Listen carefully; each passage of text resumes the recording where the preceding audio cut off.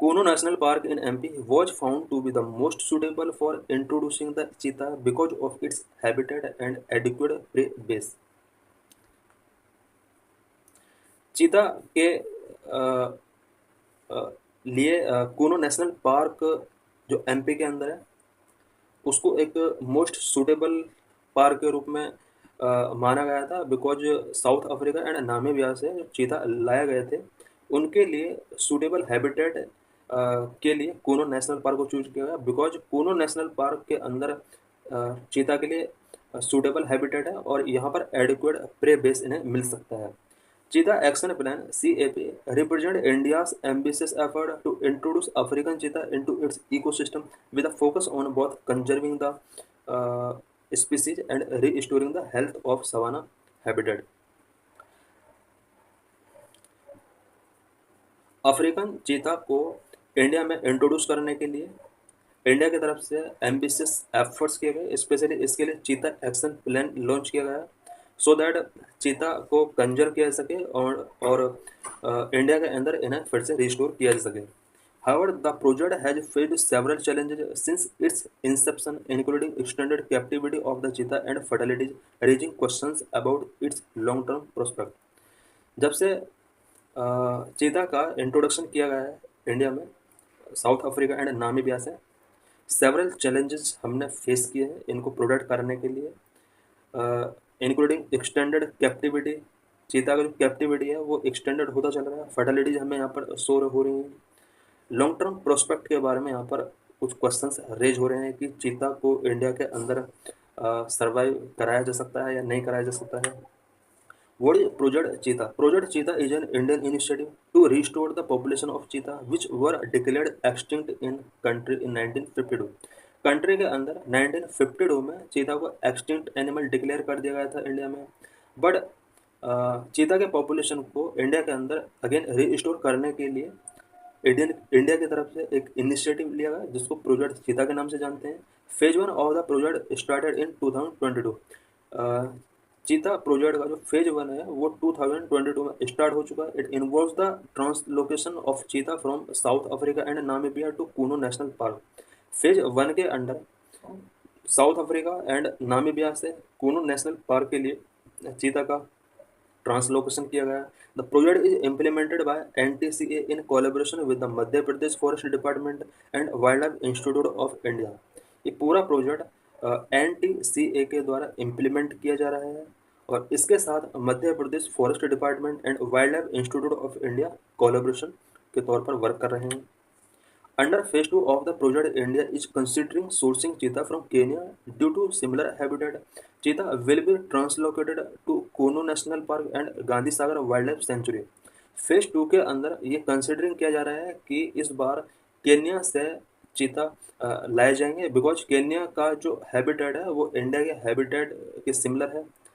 इस बार जो चीता ट्रांसलोकेट किए जाएंगे कूनो नेशनल पार्क और Gandhi Sagar wild life sanctuary जो कि एमपी के अंदर है यहाँ पर इनका ट्रांसलोकेशन किया जाएगा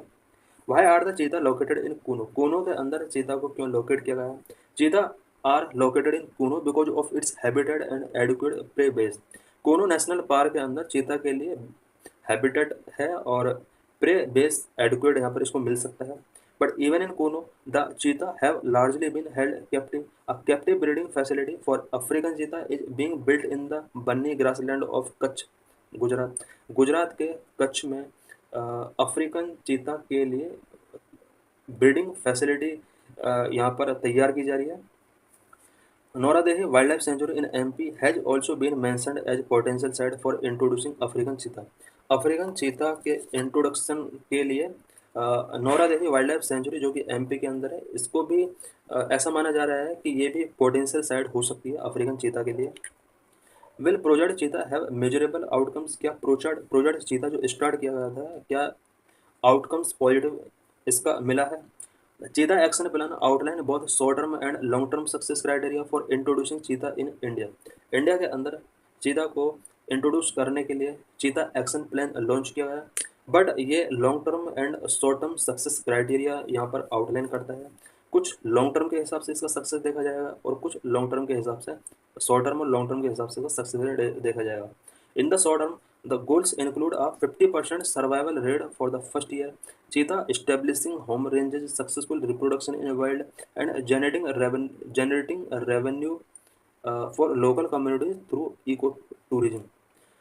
शॉर्ट टर्म अगर सक्सेस की बात की जाए तो ये डिपेंड करता है कि फर्स्ट ईयर में क्या 50% सर्वाइवल रेट इसका रहा है। इट मीन्स 50% सर्वाइवल रेट होना चाहिए फर्स्ट ईयर में। और चीता को किस तरह से जिस जोन में इन्हें रखा गया है ये इसका एक होम बन सकता है, ये भी यहाँ पर चैलेंज है।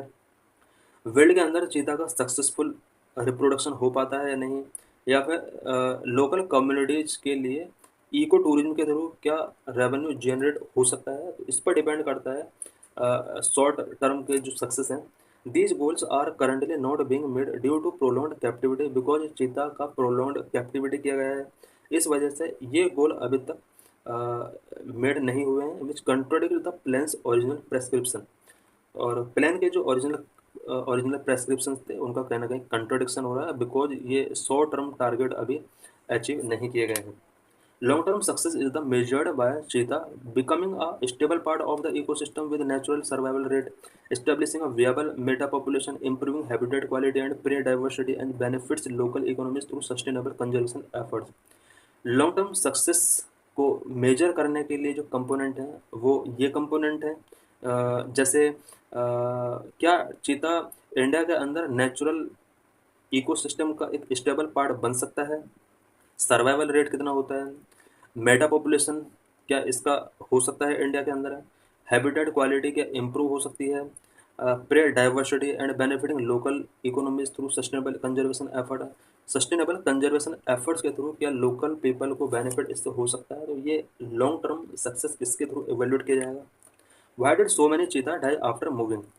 सो मैनी चीताज का डेथ हो चुका है, इसके क्या क्या रीजंस रहे हैं? There have been failures on both these fronts. One female cheetah imported from Namibia had a pre-existing and chronic renal ailment resulting in her death in captivity in March 2023।